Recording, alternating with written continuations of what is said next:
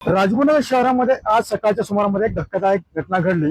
10वीच्या विद्यार्थ्याने 10वीच्या विद्यार्थ्याची हत्या केल्याची एक धक्कादायक घटना सकाळच्या सुमारामध्ये एका खाजगी क्लासमध्ये पाहायला मिळते। त्यामुळे राजगुरू शहरामध्ये संपूर्ण भीतीचं वातावरण पाहायला मिळतं। मी सध्या एका खाजगी शाळेच्या बाहेर आलेलो आहे। त्या ठिकाणी पाहतो की शाळा सुटण्याची वेळ झालेली आहे आणि पालकांमध्ये मोठ्या प्रमाणामध्ये भीतीचं वातावरण असल्यामुळे पालक स्वतः सध्या सर्व विद्यार्थ्यांना घ्यायला या ठिकाणी आलेले आपल्याला पाहायला मिळते।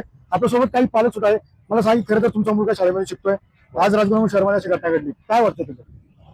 आम्ही स्वतः आता या घटना घडल्यामुळे आम्ही स्वतः मुलाला नेण्याची वेळ आली, कामं सोडून मुलाला न्यायला वेळ लागतं। कारण भीतीचं वातावरण सर्व पालकांमध्ये भीतीचं वातावरण तयार झाले। त्याच्यामुळे आता इथं शाळा सुटली तर पोलीस सांगून एखादी काहीतरी एक पोलीस शाळा सुटली तेव्हा टायमिंगला ठेवला तर चांगलंच होईल असं पोलीस प्रोटेक्शन ठेवा। कारण एकत्रित पाहिले की तर आज अशी घटना घडली, तुमचा विद्यार्थी तुमचा मुलगा शाळेमध्ये शिकतोय, काय एकंदरीत मनामध्ये येतं?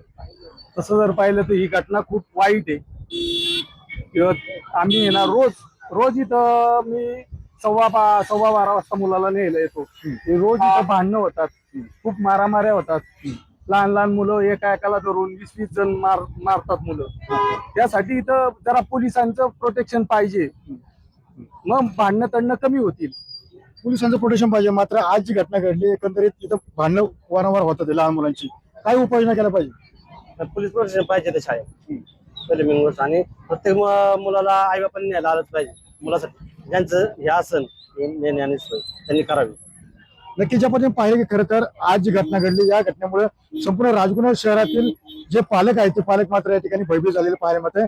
शाळा सुटण्याची वेळेनंतर या ठिकाणी मोठ्या प्रमाणामध्ये गर्दी होते, अनेक विद्यार्थी एकत्र येतात आणि एका मुलाला बेदम मारहाण करतात। अशा प्रकारच्या घटना या ठिकाणी घडतात। त्यामुळे पोलिसांनी सुद्धा याच्यावरती लक्ष देणं गरजेचं असल्याचं पालकांनी या ठिकाणी आपलं मन व्यक्त केलेलं पाहायला मिळत आहे। सुनील जगळे, TV9 मराठी, राजगुरुनगर, पुणे।